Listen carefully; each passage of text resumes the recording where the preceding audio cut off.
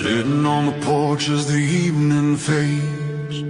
Old man in the shadows with stories that invade. The wind howls a tune like a ghostly call. He leans in close as you'll hear their thrall. Legends of the night, of things unexplained in these haunted hills where sanity's strained. He whispers soft warnings, his eyes aglow. The things that you seek are the things you don't know.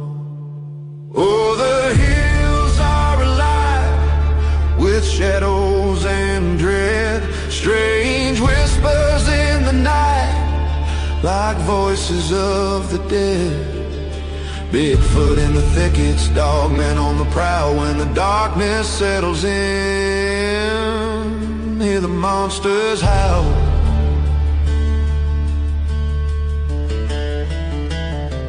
He talks of old legends of foul flickering lights, mischief in the moonbeam on those restless nights. The dogman's howling a sound that chills the bone. With claws like daggers it prowls alone. And Bigfoot's shadow towering and fierce, a creature of the wild, making wanderers pierce through the foggy abyss where they shouldn't tread, knowing not all stories are merely in your head. Oh, the hills are alive with shadows and dread. Welcome, everybody. Sorry, that video caught me right in the middle of chomping ice. Oh, Lord, we got a Wild West show for you tonight, ladies and gentlemen. This is the screw-up fairy has showed up again. Don't know why, but evidently Grandpa must have made somebody mad years ago, and they put an old booger spell on him or something or other. But I'm going to bring my co-host in here. She's lurking around the green room. I don't know if she's looking for a jug or looking for a dip of snuff. Then again, she might be. Who knows? Let's bring her in here and find out what in the world she's looking for. She's wandering around aimlessly in there, just having all kinds of fits. Come on in here, Cindy. Put your jug down, get you a snort, and come on. Hi, good evening. What in the wild world of sports, young'un, was you doing back there in the green room, a gomming around? You know me. I can't sit still for too long. I like to, I do a little dance before we start, I gotta, get that blood flow going, get ready to tell some stories, Grandpa's tales, gotta sip on my jug here. There you go. That's what I thought you was looking for, because you was sort of acting about like old Granny looking for a hickory switch to whoop young'uns with. Oh my goodness, you crack me up. Where is my switch? Darn it. Oh, I need Lord. to do some spanking.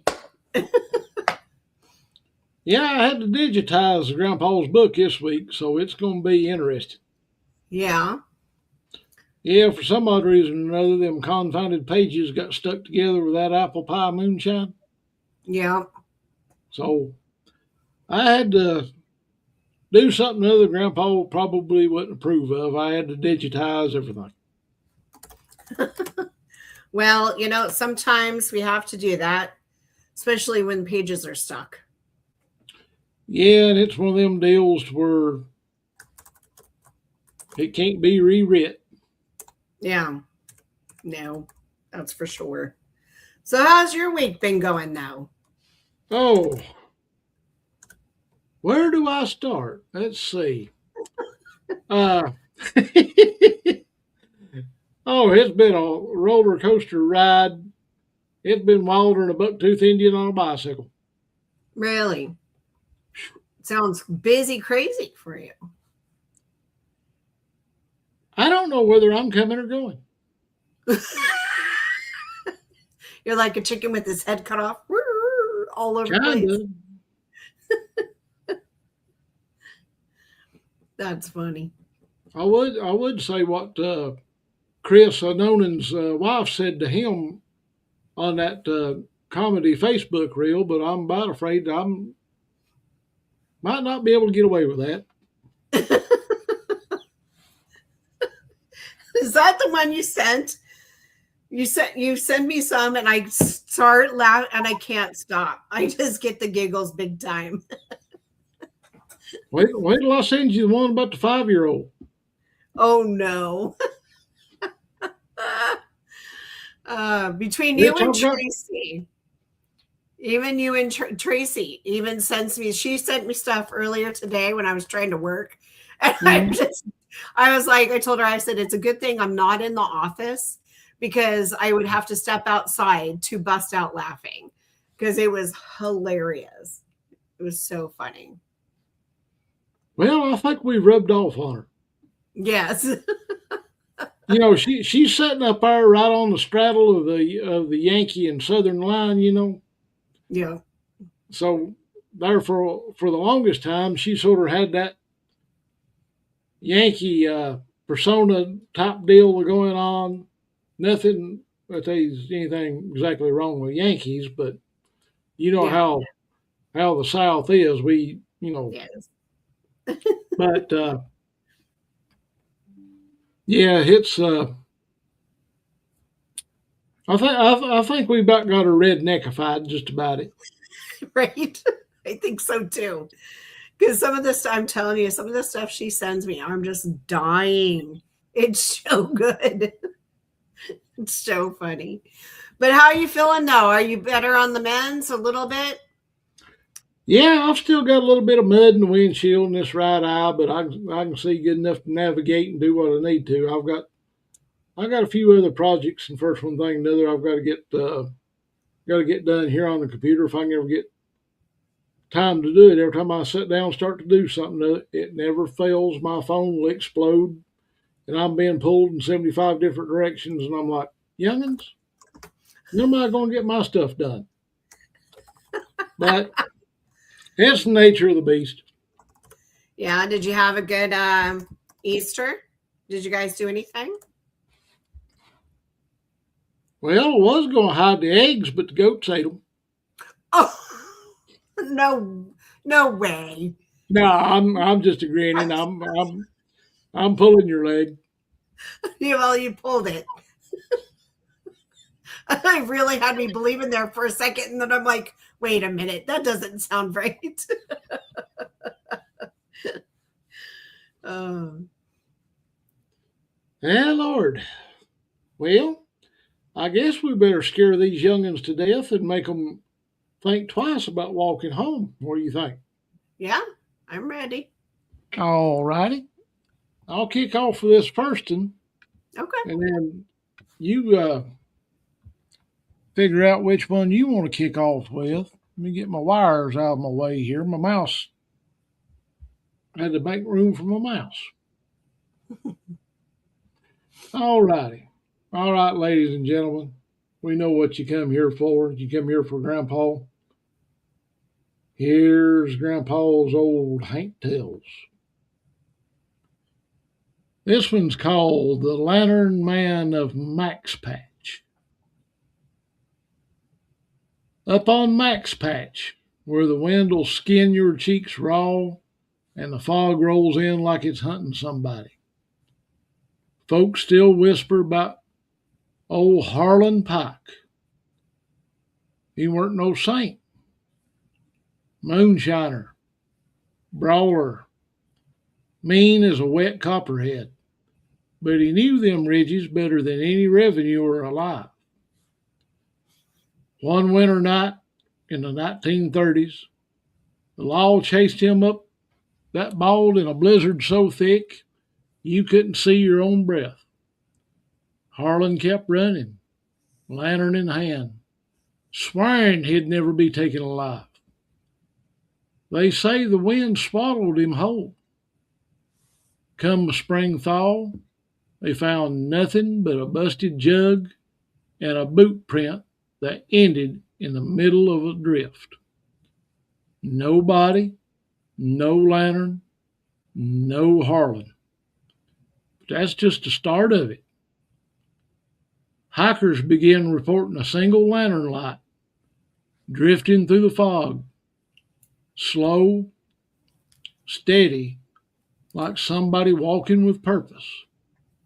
Sometimes it'd be way off, sometimes close enough you could hear the glass clinking. One couple from Asheville said they followed it, figuring it was a ranger trying to guide them off the trail. But the lantern didn't move right, didn't sway with footsteps. It glided. They hollered out, asking if he needed help. The lantern stopped dead still. Then it turned, smooth as a hinge oiled with blood, and pointed straight at them. Through the fog, they saw a face lean into the glow. Skin, frostbit black, beard full of icicles, and eyes like cracked over river ice. The man didn't blink, didn't breathe, just stared like he was trying to remember if he'd buried you or meant to. Couple ran so hard they near about rolled down the mountain. When they reached their truck, panting and swearing they'd never hike again, the woman screamed. Hanging from the driver's side mirror was a lantern. Old, rusty, still warm, still lit, still dripping meltwater like it just come out of a snowbank. Park rangers took it, but by morning it was gone from the station. Some say Harlan came back for it. Some say he never left that mountain to begin with. And ever so often when the fog gets thick, wind goes dead quiet, hikers swear they see the same lantern drifting through the dark, looking for somebody who owes them something. Or maybe looking for somebody to take his place. Ooh. That was good. But think about it though, about back in that time frame when we were using lanterns like that, and how many people probably did go missing or were attacked. And there's probably more than likely people with, or spirits, and you can see a lantern out there. I believe that totally, especially especially with during that was that Western times and stuff, when they were crossing the states and everything to get to here on the West because of the gold rush and everything like that. So can only imagine. That was a good one though. So this one that is next. It is called the Cosby Creek Collar. So let me get adjusted here. Cosby Creek's a pretty little ribbon of water in the daytime. Kids splashing, trout flashing, sunlight dancing on the riffles. But once the sun drops behind the Smokies, the creek turns mean, cold, heavy, like it's remembering something it don't want to forget. Folks around there still talk about Miss Lila. Is it Lila? How do you say her name? Miss Lila Mae Turner? Lila Mae. Lila Mae, thank you. Miss Lila Mae Turner, a young mama from the 1940s who lived in a clapboard shack right up against the creek bank. Her little boy, Henry, wandered too close during spring flood. Water was up brown and churning, logs flying past like bantering rams. Lila Mae jumped in after him without thinking, screaming his name till her voice cracked. They found Henry downstream, clinging to the root of a ball. They never found Lila Mae. Some say the creek took her, some say something else did. But ever since that night, folks swear they hear a woman's voice drifting up the water after dark, thin, trembling, like it's coming through the wet bed sheet. Ain't no words at first, just a hum, a moan, a sound that makes your bones feel hollow. One evening, not long ago, a fisherman named Earl McCarter was setting trout lines near dusk. Fog was crawling low across the water, and the woods were quiet, too quiet, like every critter had packed up and left. Earl was baiting his last hook when he heard it. Henry, Henry, baby. He froze. That voice weren't echoing. That was coming from under the water. Earl eased back, heart thumping like a rabbit in a snare. He told himself it was just creek playing tricks. But then the voice whispered again, clearer this time, soft as wet fingers sliding across glass. Earl. Now, Earl is the kind of scared to scare easy. But hearing your own name whispered out something you can't see, that will put a fear of God in anybody. He shined his flashlight across the water. That's when he saw it. A hand, pale, swollen fingers, long as river reeds, pushing up through the creek bed like it was reaching for the moon. Mud dripped off of it, long strings, like the wrist disappeared straight down into the gravel. Like the rest of the body was buried under the current. The hand pointed toward the tree line, slow, shaken, begging. Earl backed up so fast he tripped over his own tackle box. But something in him, some old instinct, or mountain instinct, made him look where the hand was pointing. There, half buried in the mud, was a boot. Old, rotten, leather, split like a grin. Earl pulled it free, thinking maybe some hiker lost it, maybe it turned over something. Heavy thudded inside, or something heavy inside. Oh, sorry. Something heavy thudded inside. He shook it out. A human foot hit the ground. Fresh, pink, like it did, what? Like it didn't just be cut? Earl dropped the boot and ran so hard he didn't stop till he hit the Cosby store parking lot. Folks say he wouldn't go near the creek for months after. But here's the part he didn't tell the sheriff. When he got home, that same muddy boot was sitting on his porch, dripping. Leaning toward the door, it was waiting on him. And every night since, Earl swears he hears a woman's voice drifting up the holler, soft and soaked and mournful. Henry, Henry, baby, come home. Some say little May ain't looking for her boy no more. Some say she's looking for anybody who will take his place. Okay, that was creepy. Oh, like, yeah. Find a boot. I got stuck there because I'm like, wait, am I reading that right? But he turned it over and something thudded inside. Ew. Sorry. That's just, and a human foot hit the ground. That, ew, can you, ooh.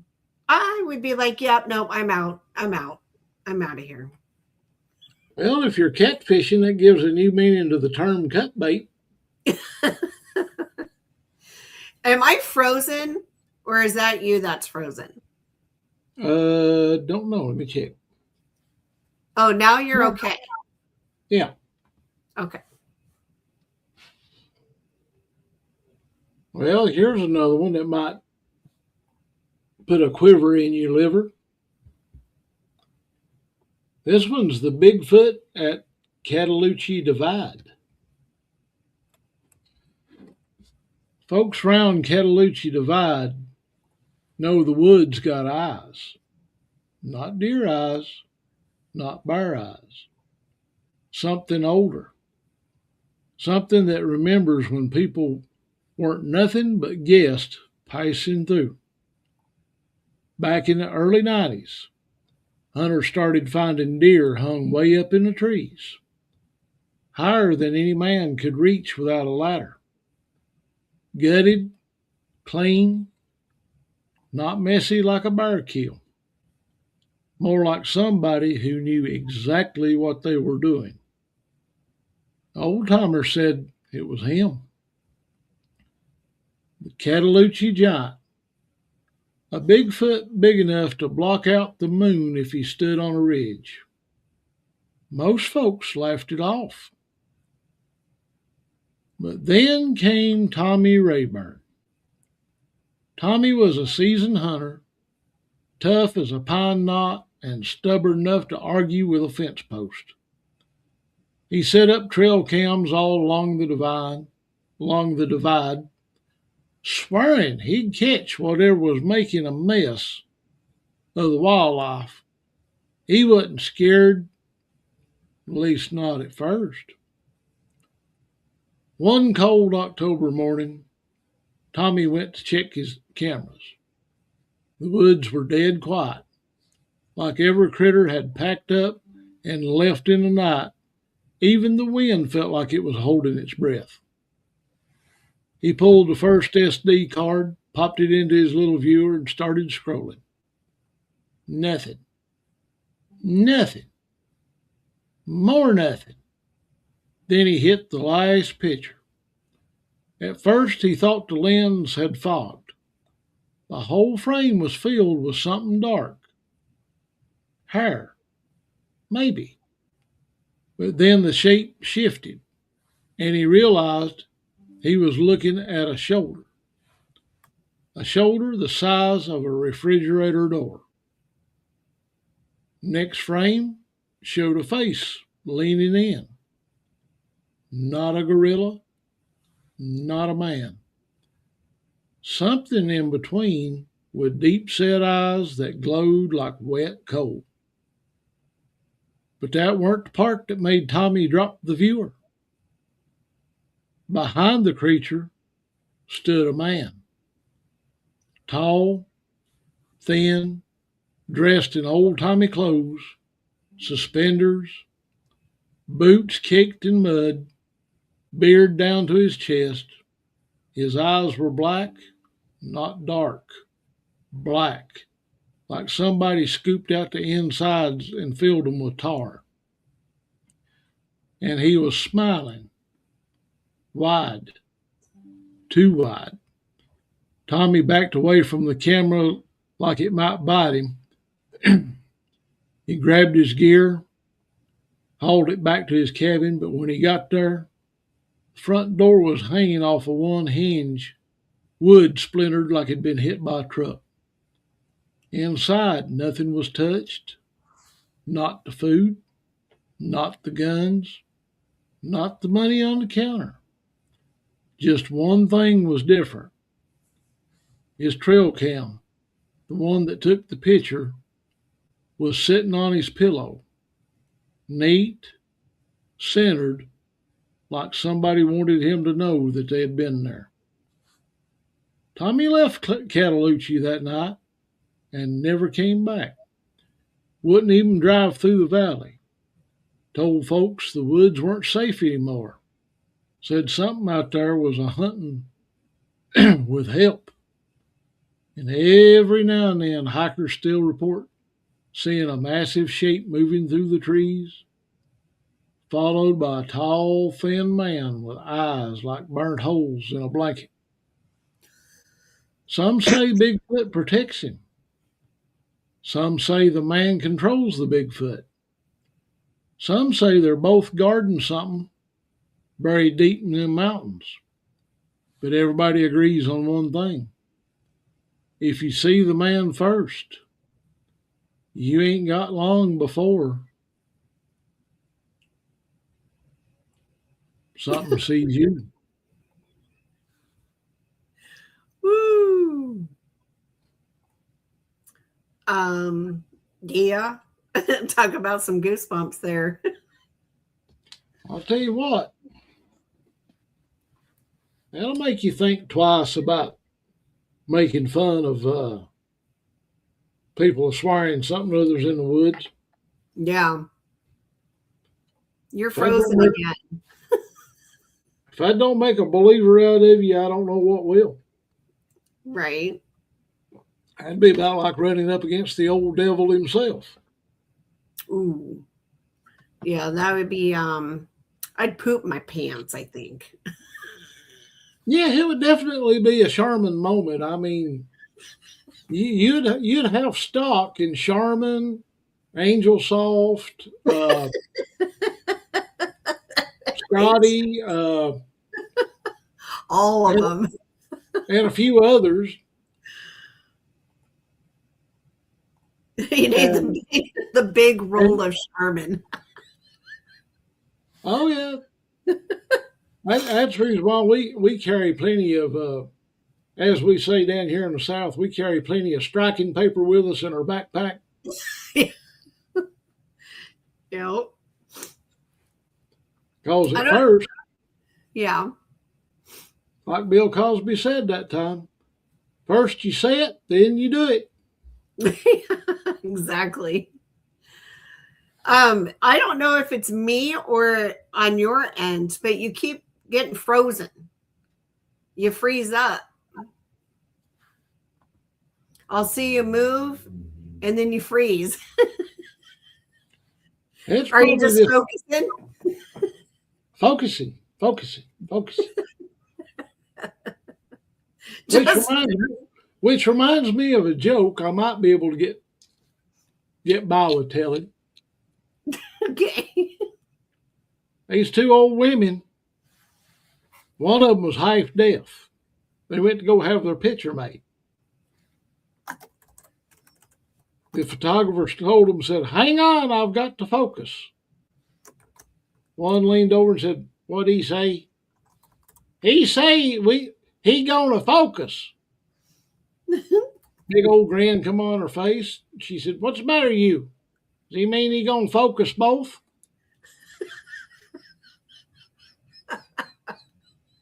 Look what Grace said. She goes, just where it depends. Yeah, it'll be a depends moment, that's for sure. I think we would have to put on a couple if we came across the good old, lovely man out there. Oh yeah.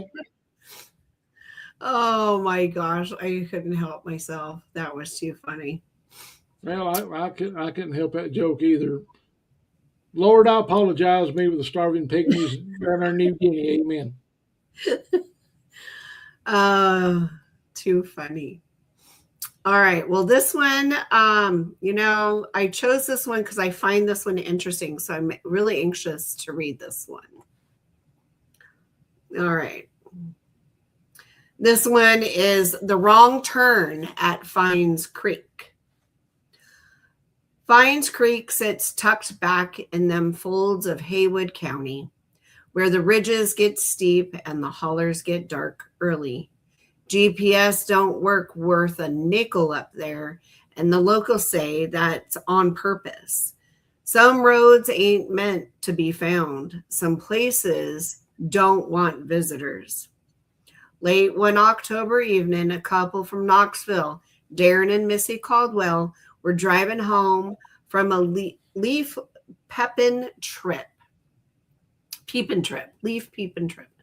They missed a turn on I-40 and wound up on the narrow gravel road that weren't on the map. Trees leaned over like they were trying to whisper something into the windows. Mary said, "This doesn't feel right." Darren, being a man, said, "It's fine." It weren't fine. The road twisted deeper into the woods, getting rougher, narrow, and darker. No houses, no mailboxes, no lights, just the sound of gravel popping under the tires and the occasional thump of a branch hitting the roof. Then they saw it. A little farmhouse sitting crooked on a hill, every window covered in tin foil, not taped, not nailed, pressed flat from the inside like somebody didn't want the outside world looking in, or something inside didn't want to see the outside world. A man stepped out onto the porch, tall and thin, his face smeared with ash like he'd been crawling out of a chimney. He held a shovel in one hand, leaning on it like a cane. "You ain't supposed to be here," he said, voice dry as dead leaves. Darren rolled down the window an inch. "Sorry, sir, we're lost." The man smiled. It weren't a friendly smile. It was the kind of smile a fox gives a chicken coop. "Ain't nobody gets lost up here," he said. They get brought. Okay, that's just creepy. Missy grabbed Darren's arm. "Go now." Darren hit the gas. Gravel flew. The man didn't move, didn't flinch, just watched him leave. That same hungry smile. Okay.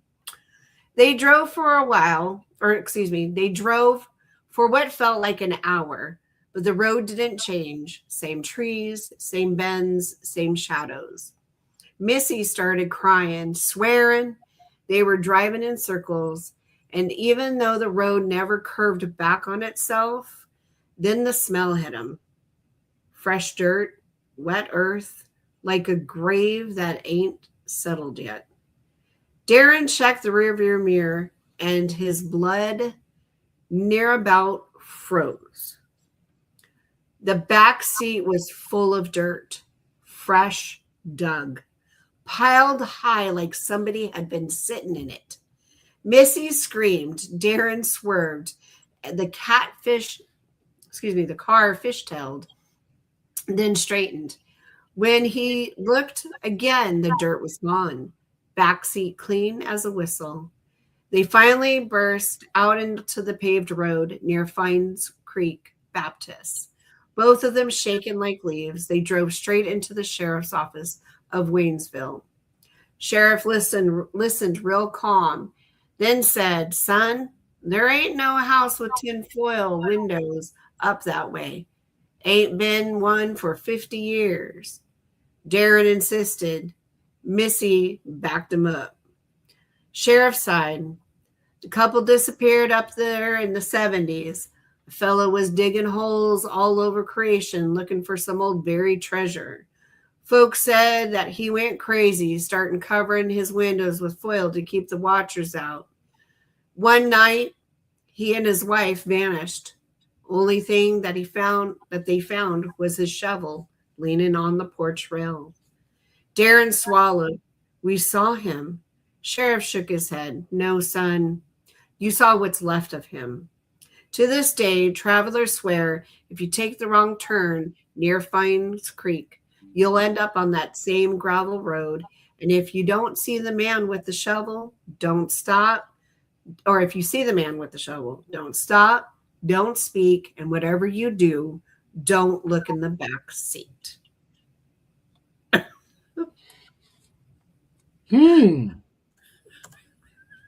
That's okay. Whether he went mad and was trying to do whatever, I'm sorry. God, I'm just stumped for words on how scary these are. Sorry. Now that one will make you sit down on the porch for a while and wait till daylight. Yeah. I'm telling you, sometimes I do. Like when I'm reading these stories, it's sometimes hard for me. And I get like, I feel like I'm there. Like I'm in the car with them, and I'm picturing it as I'm reading it. And I'm like thinking, no, thank you. I'd be like, keep going. Sorry, I'm being a dork. Well, Grandpa knows just exactly what to tell the young'uns as being unruly to keep them on the porch and keep them in the house and keep them from being heathens. Right, exactly. Oh my goodness.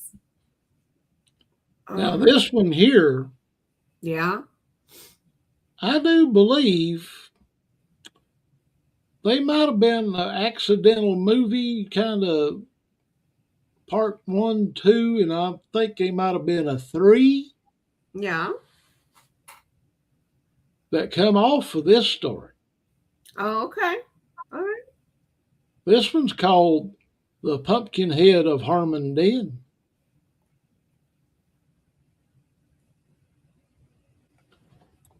Harmon's Den, the kind of place where the trees grow so tight together they blot out half the sky, and the ridges fold over each other like old quilts. Folks don't wander far off the trails, not cause of bears, not cause of snakes, but cause of something older, something that don't take kindly to being disturbed.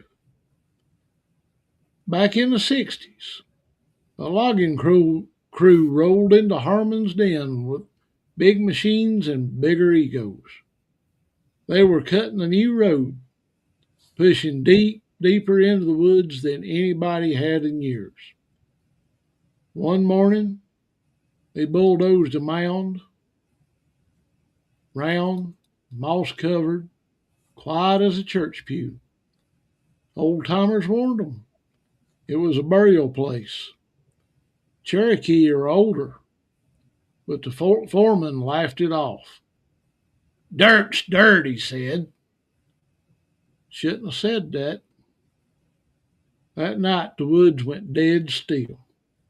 No crickets, no owls, no wind.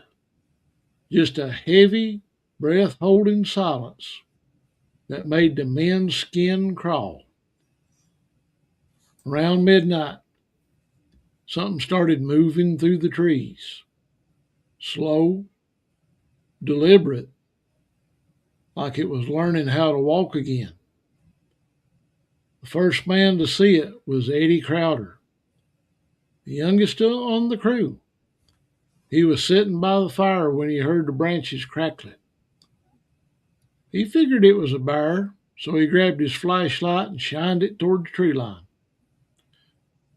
What stepped out wasn't no bear.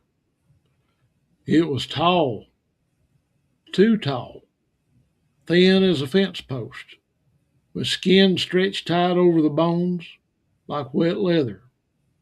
Its head was swollen, lopsided, shaped like a rotten gourd left too long in the sun. The eyes were sunk deep, glowing like faint embers in a dying fire. Eddie tried to scream, but the thing tilted its head, and the sound died in his throat like it had been swallowed. By dawn, the camp was a wreck. Chainsaws twisted like pretzels, tents shredded, boot prints, big ones, pressed deep into the mud, and the foreman found him hanging from a pine limb 20 feet up, arms limp, boots swinging in the breeze. His head was swollen just like the creature's, round, stretched, unnatural. No marks on him, no rope burns, just swollen. Sheriff blamed it on a fall. Company blamed it on equipment failure. Locals knew better. They said the loggers woke something that was meant to stay buried, something that guards the old places, something that don't forgive trespassers. Years later, hikers still report seeing a tall, thin figure lurking between the trees at dusk. They say its head glows faintly, like a lantern carved from a pumpkin left too long in the cellar. And if you're real unlucky, if you step where you ain't supposed to, you'll hear it behind you. A wet, heavy thump, then another, like something big learning how to walk. Folks say if you hear that sound, don't run, Don't scream.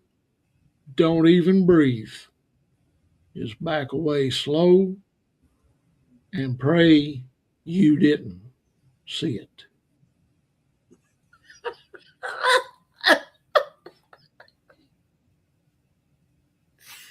Oh my God.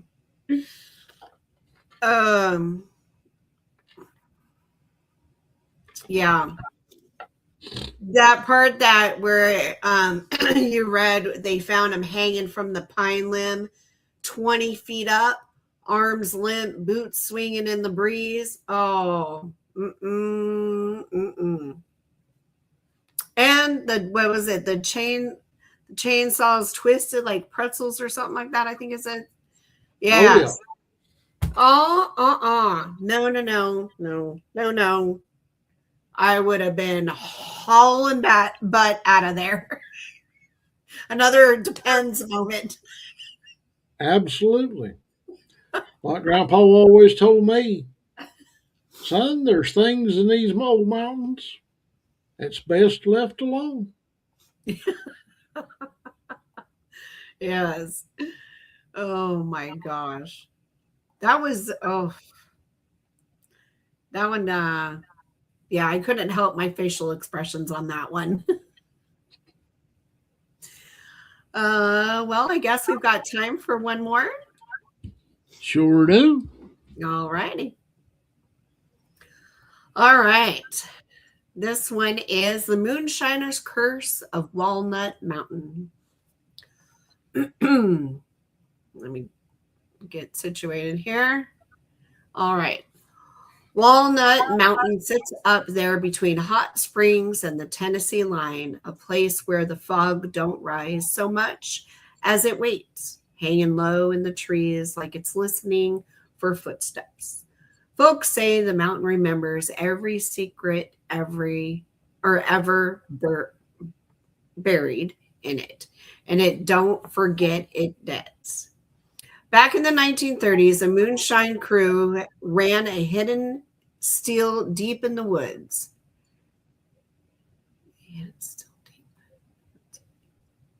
Sorry, can we stop for a second? What is Sure. that? Moonshine crew ran hidden. Did I just read that wrong? A moonshine crew ran hidden still deep in the wood in them woods. Yeah, So they that ran a hidden still deep in them woods. Oh, okay. I got it. My bad. So that's where they were up there making the moonshine. Oh, yeah. Okay. Got it. They were good at what they did. Too good. Revenuers came sniffing around, so the boys dug up a pit, lined it with stone, and built their own still underground. They called it the Copper Den. On one winter night, something went wrong. Maybe a spark, maybe sabotage, maybe the mountain finally had enough.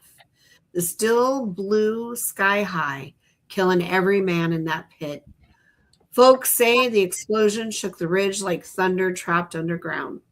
They buried what they could find. Most of the bodies weren't whole. Some weren't bodies at all, just pieces.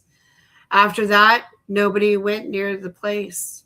Not until Caleb Rigsby came along. Caleb was a treasure hunter, the kind who believed every old rumor had a nugget of truth buried in it. He heard tales of moonshiners hidden gold jars, payment from folks who couldn't afford cash. So one fall afternoon, he hiked up Walnut Mountain with a metal detector and a stubborn streak. He found the pit easy enough. The ground still smelled faintly of burnt corn mash, even after all of them years. Caleb swept his detector over the dirt. It beeped, loud, strong, like it found something big. He dug and dug and dug. Finally, his shovel hit metal. He pulled up a rusted copper coil, part of the old steel. The moment his fingers touched it, the air went cold, not mountain cold, grave cold. Then he heard it, men screaming, not from the woods, not from the wind, from under the ground. Caleb dropped the coil and stumbled back. The screams rose, raw, panicked, echoing like they were trapped in a metal drum. He swore he heard words in it too, pleading, begging, cursing. He ran all the way down the mountain, didn't stop till he hit gravel road. Told himself he imagined it. Told himself he was just the wind. But the next morning, when he stepped onto his porch, his heart near about stopped. The copper coil was sitting on his welcome mat, clean, shiny, warm to the touch. Caleb threw it in the creek. Next morning, back on the porch, he buried it, burned it, smashed it with the sledgehammer. Didn't matter.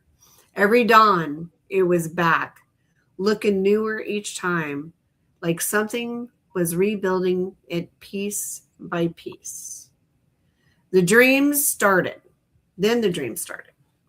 Caleb said he saw the moonshiners standing in a circle, faces melted, eyes running like candle wax. They pointed at him, mouths open in silent screams. Behind them, the copper den glowed red like a furnace. One night, Caleb woke up to the smell of mashing cooking, thick, sweet, burnt. He followed the smell to his kitchen. There on the table was a copper coil, glowing faint orange, like it had just come off the fire. And beside it, 5 sets of muddy footprints, boot prints, all leading toward his bedroom. Caleb left Walnut Mountain that night and never came back.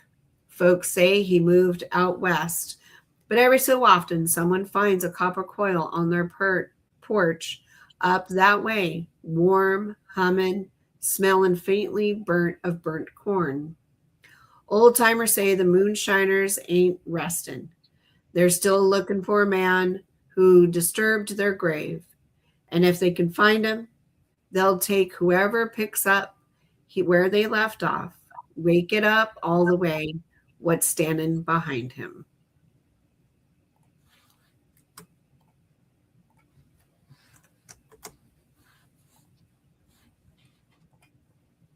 That'll make you stand up and take notice. Yeah. No doubt. Like Grandpa said, there's some things in these hills it's better left untouched and better left alone. Yeah. Yeah. Sometimes you just leave, it's, what is that? What is that? The saying is?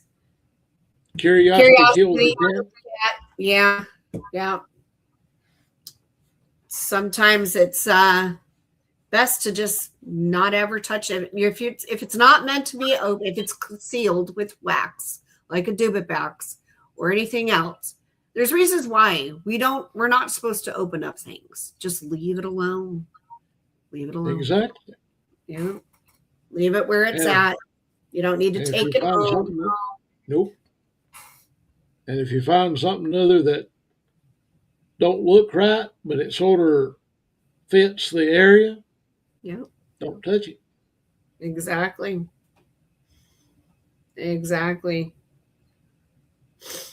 Yepers. That's not, that's what we talk about in the paranormal world, You don't, if it's not yours, just don't touch it, leave it alone. Like if you go to an abandoned location, we went to an abandoned location over the weekend, and, as tempting as it is to bring a piece home, I was like, no, this is it's their spot. It's their place. You leave it alone. We show respect. So absolutely. Yep. And a lot of times that's how a lot of these tales get started. People goes in, got this, oh, nothing's going to happen to me attitude. I know what I'm doing. Yep. And next thing you know, something follows them home. Yeah. That you don't have enough holy water and and enough sage in your pocket to run it off. Yeah, no. And sometimes it can be a much worse poltergeist activity, even depending, you know? Absolutely. But yeah, that's just crazy. Yes, so great. Southern Ohio Bigfoot said that was a great one. Yes, it was. It was really good. And then Gray says the mountains are so haunted. Yes, they sure are. Absolutely. You know, it's funny, actually. So I was on my way home and from my appointment today, my doctor's appointment, and we have this new, big, huge, gigantic hospital up on a hill. And it's kind of creepy looking, you know? And it used to be located in downtown Escondido. And I was thinking about it because now, you know, they removed the hospital building, they tore it all down. You know, many, many people have perished, passed away in there, you know, because of natural causes or whatever the case might have been. They put an apartment complex, this fancy new apartment complex over the land. And I thought to myself, I would like to investigate there because I can imagine what, you know, paranormal activity they probably do have because sometimes they don't leave. Sorry, I went on a rant, but I just thought that was kind of interesting. I thought, here it is. They got a fancy apartment complex. It's all spanking new and everything, but it was built over where many people passed away. Yeah, that's about like this nursing home that's over in the next town over from me. Yeah. Unbeknownst to them, or maybe it was beknownst, I don't know. They claim it was built on Indian burial mounds, which I know for a fact of one place that was, and I'll tell you about that in a second. But this that new nursing home that they built, Yeah. they said it wasn't 2 weeks after the opening. There's two or three people in there dropped like flies, and technically speaking, there wasn't anything wrong with them to cause them to expire that quick. Really? What? So what are they saying they think it might be? Some of them's thinking that they made a mistake, that they should have done, you know, more background on the property, and other people's, you know, they do like normal general public usually does. Oh, that's just a coincidence. Well, if you've been in the doing paranormal encrypted investigations, either one long enough, there's no such thing as a coincidence. Things happen for a reason. Yeah. Now, this other place, now this was back before I even started doing paranormal investigations. This furniture factory, there was three facilities Yeah. built on the same burial grounds. All three buildings was haunted bad. I was a security guard for uh, for that one company. Had to help check on the other company every great now and then. You would go through the finish room through the whole entire plant after everybody left. Just as the sawdust and everything was settling where they'd made furniture and everything else in there, if you waited about 45 minutes till the last car was gone, wait 45 minutes after that. Now, this is no joke. This is God's honest gospel truth if I've ever told it. You'd go in there, I'd lock the door behind me. I was the only one that had a key. Boiler man didn't even have a key. He just had key to the boiler room. That was it. Yeah. Because I tested that theory one night, thought maybe he was screwing with me, but it wasn't him. Yeah. So I locked the door behind me. And you could actually see in the sawdust moccasin footprints in that sawdust down each aisle where they'd been making furniture and doing all that sanding and everything. It Really? was a ever night thing. What? Now, at one point in time, they had a stereo system in there where the workers could listen to the radio while they worked. They'd either, listen to country music or rock and roll or gospel or whatever, they took a notion to listen to. Well, I got to hearing Native American music one night. And I thought, wait just a minute. Something other's not right. Why am I hearing Native American music? So I go into the office because I knew that stereo was in there. Yeah. The stereo was unplugged. The cord that was attached to the stereo system was exactly 4 feet from the plug. No way in the world that stereo was hooked up, period. Oh my God. So, me being the curious George that I am, per se, I said, something ain't right. I'm still hearing music. I mean, it was just as loud as if somebody actually had a stereo going. So I go over to the maintenance, grab a ladder. I come back and I get to looking in the ceiling and I find speakers in the ceiling on the steel beams up there. So before I get up there, I get noticing. I thought, no, this can't be right. I get up there and looking, the wires are detached. They are 8 inches away from the speakers. They've been deactivated. What? Still Native American music coming through the speaker. This is before Wi-Fi or anything else for that matter. I mean, Right. there was no such thing as Bluetooth. Yeah. The only thing we had at the time was your ordinary, everyday, run-of-the-mill, clamshell, flip-over cell phone. I remember those. I'm telling y'all how old I am by telling you that's all I had. Same. And this is the God's honest gospel truth. That's all. There's no way anybody could Bluetooth sound to those speakers, period. Nobody knew anything about Bluetooth. Nobody knew anything about Wi-Fi.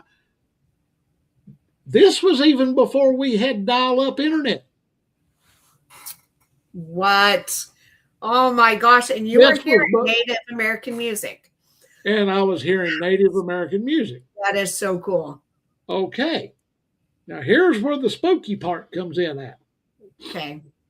I come down after I've checked every speaker inside the plant that I could find. I put my ladder back up. I go back into the office to triple check to make for sure somebody hadn't hid something other in there. Because I just knew somebody was screwing with me. I said, some heathen around here somewhere has a key. Somebody has access to a stereo. Somebody's doing something other stupid.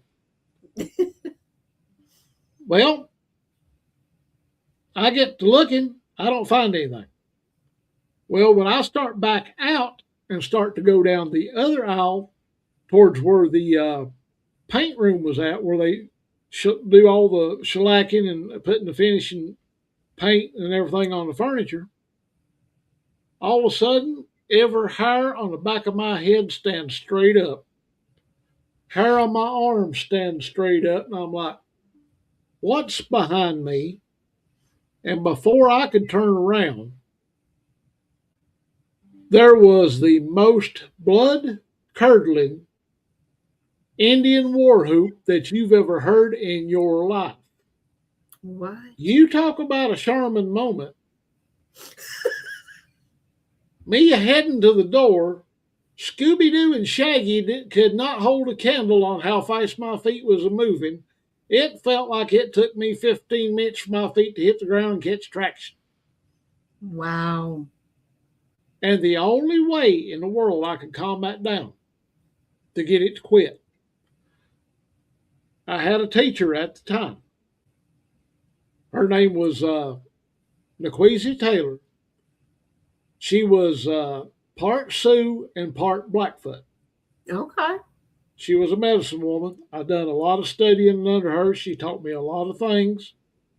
And I asked her, I said, what do I do?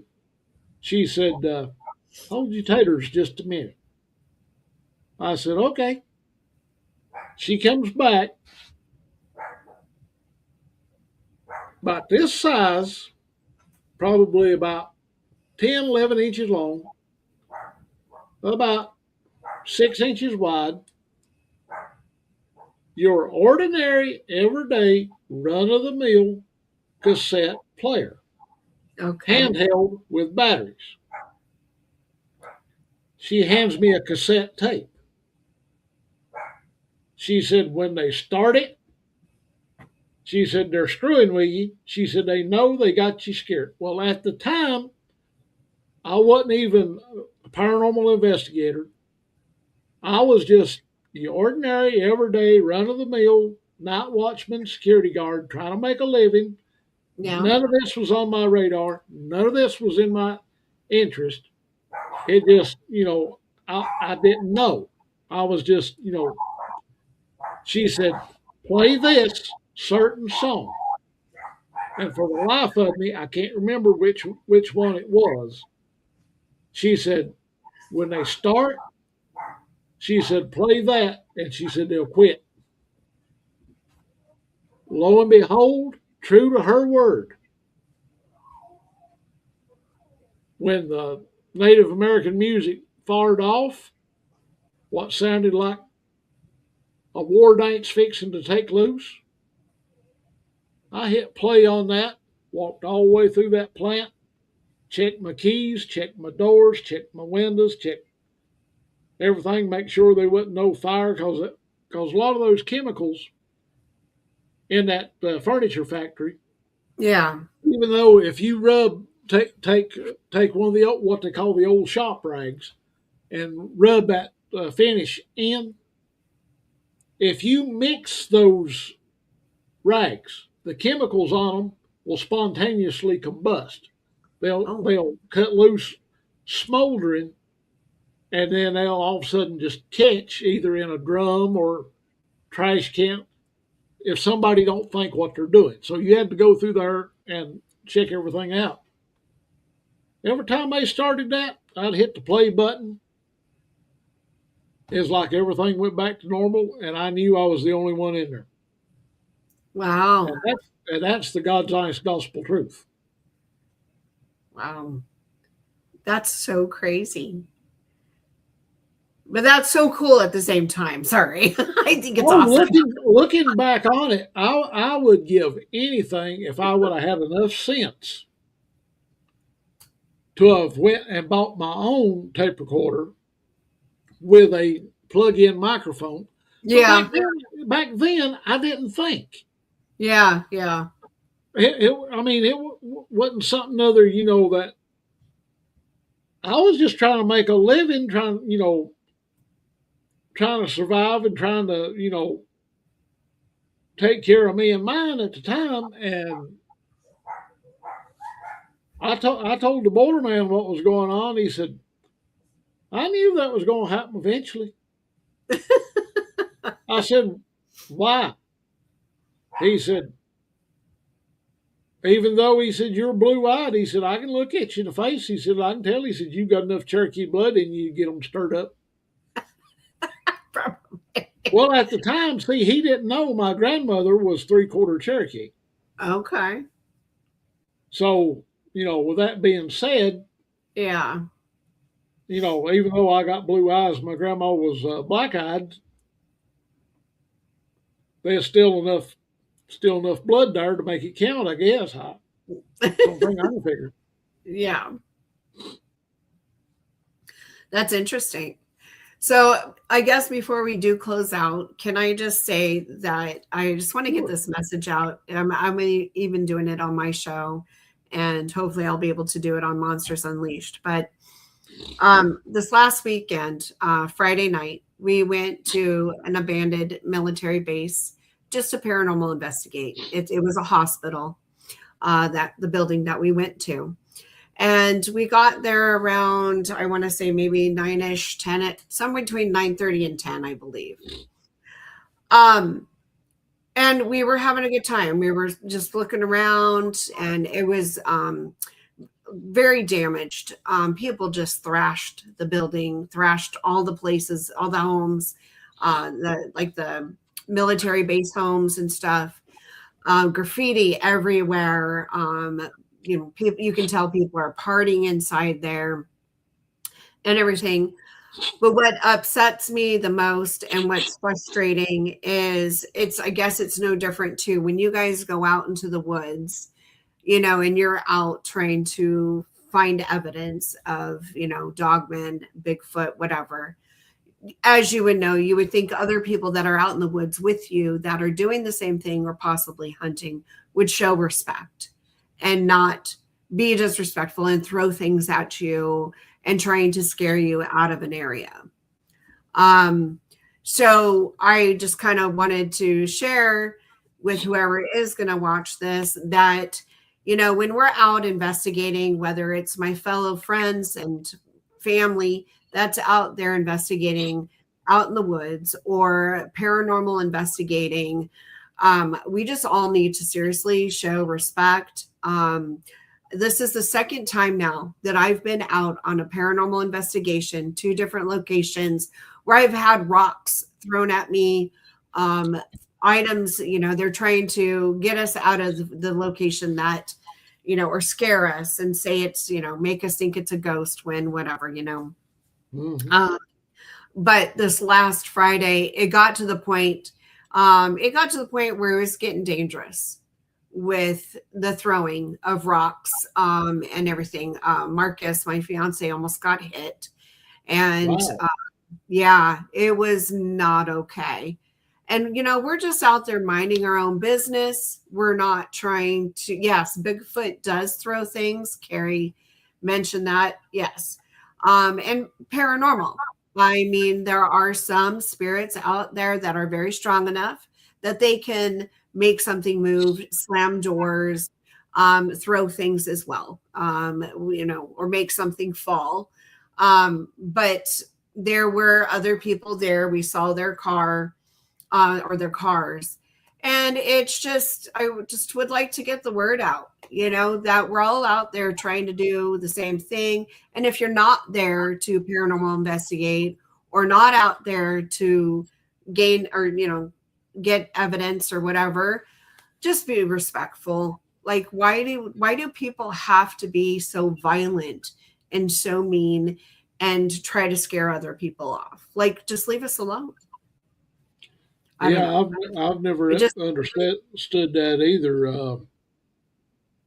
We we've never really and truly ran into anything like that where somebody was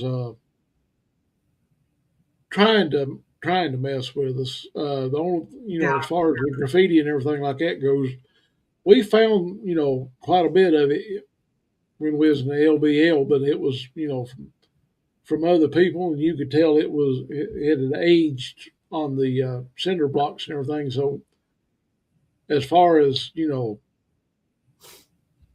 if we roll up onto a place and we know for a fact somebody's in there, we'll back off for just a little bit, sort of give them time to either go on about their way or give them time to come back to the truck.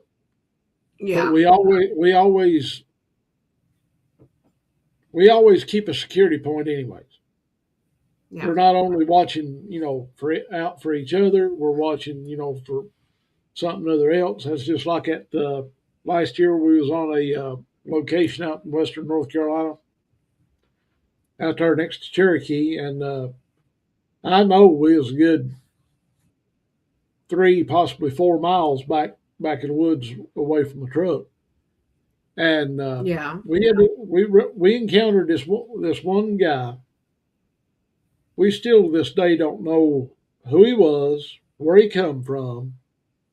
It was about this time of year. He swore he was digging ramps, which is wild leeks in the woods that grows wild around here, and they're real good if you know how to fix them. Yeah. And his backpack didn't have that smell. Like, they've got a real pungent smell, way stronger than garlic ever thought about being. And you can smell a ramp patch in the woods quarter of a mile if you know what to smell for. The Yeah. guy had on basically brand new flannel shirt, blue jeans, tennis shoes, didn't have a speck of dirt one on them, and he looked like he had seen a dang ghost. He white as a bed sheet. I think he stopped for about maybe 12 seconds to talk to us. Down the trail he went. Tim and I had left our backpacks sitting on the side of the trail, but where we were standing, we could have done something other about it if he'd have tried to pick our packs up. And that's as far as I'm going to go with that, because I don't want to say what we had with us, but Right. he never even looked at those backpacks, never looked at nothing. We hung around for probably another 20 minutes after he left. I mean, he just gave off some kind of weird vibe. We started back down the trail. You couldn't tell where he went. Really. And he didn't go by our vehicles either, because where we were parked, the dirt was soft enough, even with a pair of Nikes on or a pair of Reeboks, you'd leave at least the imprint of the tread mark on the bottom of your shoe easy. There was nobody's, Yeah. and there was no other way out of there either, without having to go Right. 6 miles through the woods, away from the trail, away from the main road. So we don't know who he was, what he was, nothing. It was just odd. But he didn't, he didn't pose a threat or try to interfere with what we was doing. He didn't even ask what we were doing. Didn't even care. He just said, "Route patches Yeah. that away. Go get them." He said, "I've got mine." And his backpack didn't have any dirt on it. Looked like a brand new pack.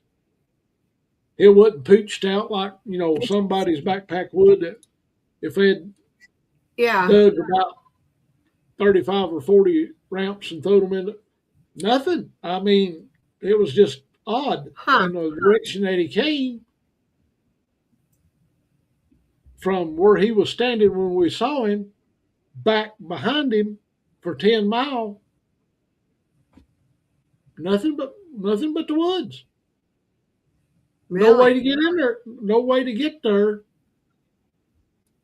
from another road, or no way to go to back up through the woods and wind up in somebody's backyard. So we don't know what happened. It's just weird. Interesting. I remember you guys talking about that last year, I believe. Yep. Love ramps and taters. Oh yes, Southern Ohio knows what I'm talking about. I don't know what ramps and taters are, but I'm assuming it's good. Oh, if you like fried taters and pinto beans and cornbread and onion, oh mercy, that's some high class eating right there. Sounds good. Sounds really good. Well, I was just, wanted to get that out. I don't know. I'm just going to try to share as much as I can because it just really bums me out. I mean, we did leave for our safety because we don't Right. know. I mean, we carry things too. Not going to say what, but we do, protect Right. ourselves. But, we don't know what they might have. And the last thing I would want is to get anyone to get hurt. So, yeah. Yeah, safety is the most important thing. Somebody's safety and somebody's well-being is 10 times more than the weight of gold, than evidence or anything, or trying to have an encounter of any sort. Yeah. Yeah. Exactly. Well, thank you for letting me share that part. It was very upsetting because we were just minding our business, having a good time and stuff and everything. And, as we were leaving, and then, when the rock got thrown, Marcus turned around and he's like, really? We're leaving. Do you really need to throw a rock?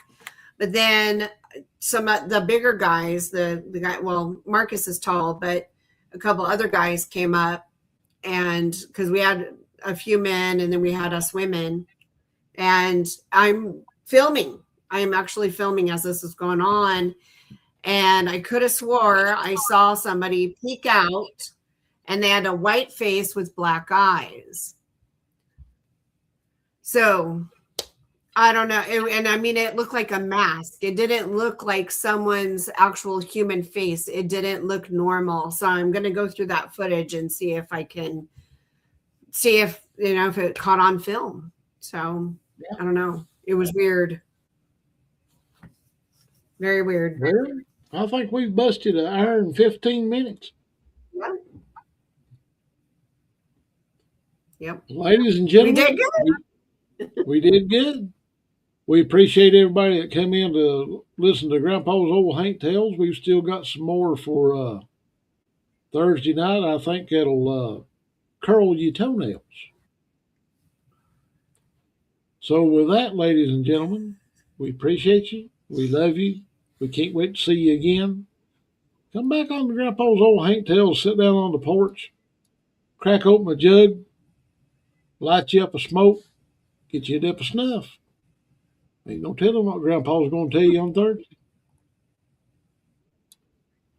And with that, be good, True. behave, be pretty, bicycle.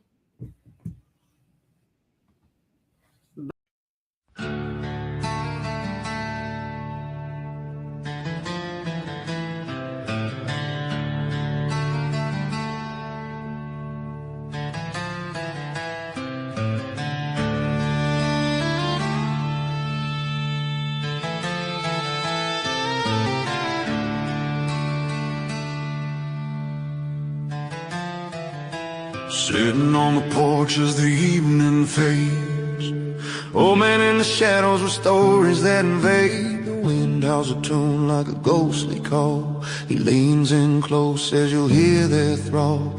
Legends of the night, of things unexplained in these haunted hills where sanity's strained. He whispers soft warnings, his eyes aglow. The things that you seek are the things you don't know. Oh, the hills are alive with shadows and dread, strange whispers in the night, like voices of the dead. Bigfoot in the thickets, dogmen on the prowl. When the darkness settles in, hear the monsters howl.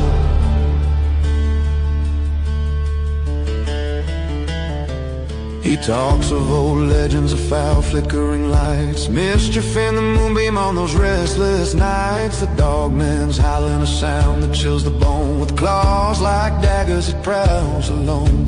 And Bigfoot's shadow towering and fierce, a creature of the wild, making wanderers pierce through the foggy abyss where they shouldn't tread, knowing not all stories are merely in